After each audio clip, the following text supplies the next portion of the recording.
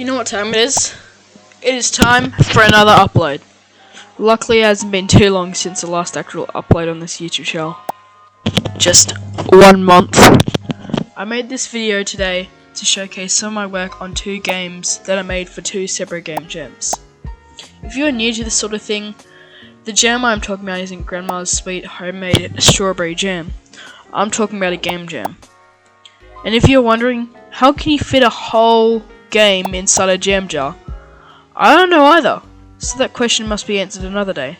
One question that can be answered though is what a game jam is. A game jam is basically a competition against other game devs where you make a game in a certain amount of time with a theme and a bunch of mechanics and stuff, and you have to get them all done.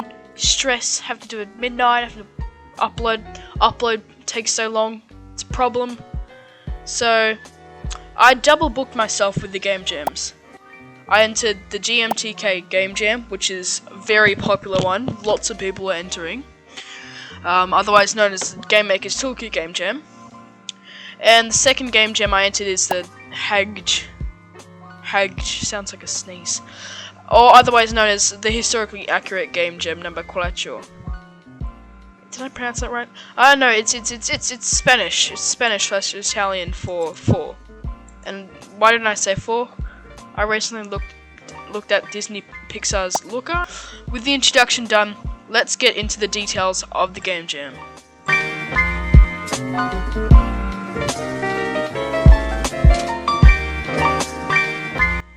Let's start off with the first game jam I entered in this fortnightly period. That game jam was GMTK game jam. So many people entered this game jam with a whopping 5,800 entries.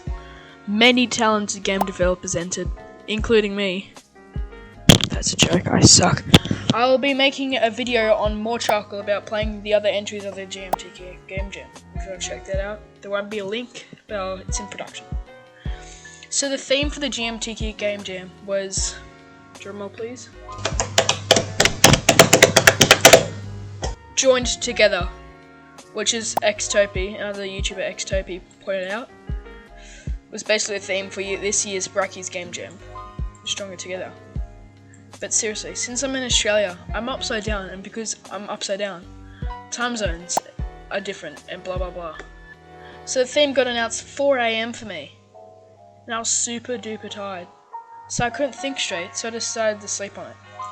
I don't know why I went to sleep in the first place, because I woke up at 6 AM to get cracking on the game. But wow, the brain really does miracles when you're just sitting on your thoughts in total darkness and silence. So when I got up at dawn, I had thought of many ideas over that 2-hour period. I tried to be a bit unique with my game because I could see other game developers were making games about 2 separate characters joined together, or 2 separate characters or an enemy joined together. And there was a lot of repetitiveness in that. And I ended up making another platformer. Luckily I have experience with it. With my brainstorming done, I set up a Trello board and got right to my work. My main idea was that the music of my game would signal when my player should jump.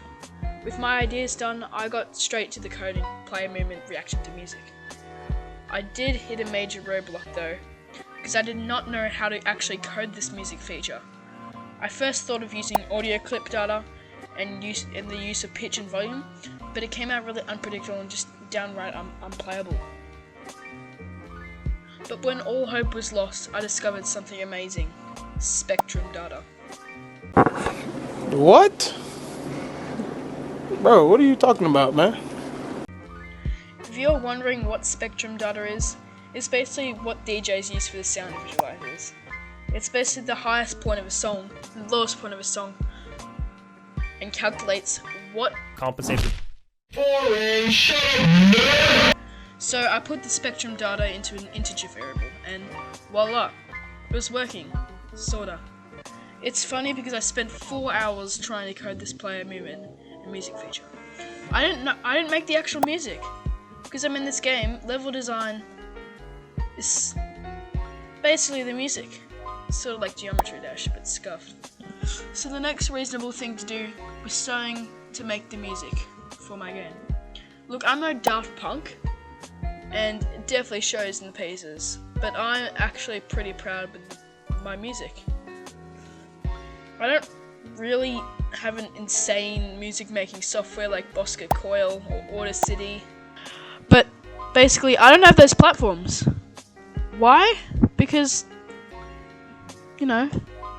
So I decided to use my iPad and use GarageBand on my iPad. Yes, you heard me. I used my iPad to make music. I had the player movement done and dusted. But what now? I don't want to get started on level design just yet, so I made some really simple placeholder graphics. And when I say graphics, I mean placeholder squares and purple and fade blue background. When I say placeholder squares and purple and blue fade background, I mean... But it looked sort of nice in the game. Not really, but hey, that's what post-processing is for. I just need a little bit of bloom and occlusion, and voila, I sort of have good graphics. Now I have the main graphics and mechanics of the game. I needed to focus on level design. I planned to have 5 levels, but I was busy with bugs and I was out of the house for a bit on that day, so I could only make 3 levels for the final game. The levels were tedious to make as well, because as a new level was made, a new soundtrack had to be produced. With those elements done, I had like 12 hours left and I had some features to implement. So I was hard at work until I got all my features implemented in the game.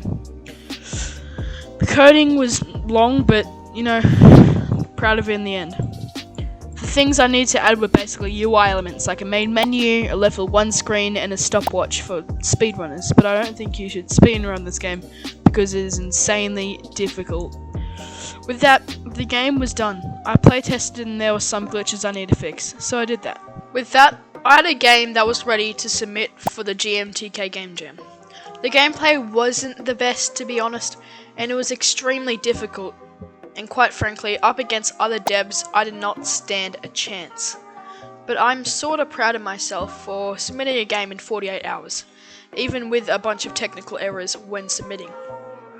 This video has gone long enough, and I was going to feature the historically accurate Game Jam devlog, but I think that I'll save that for part 2, as it'll stretch this video to like 11 minutes, or 12 minutes. As always, remember to like, subscribe, and join the Discord in the description below. Peace.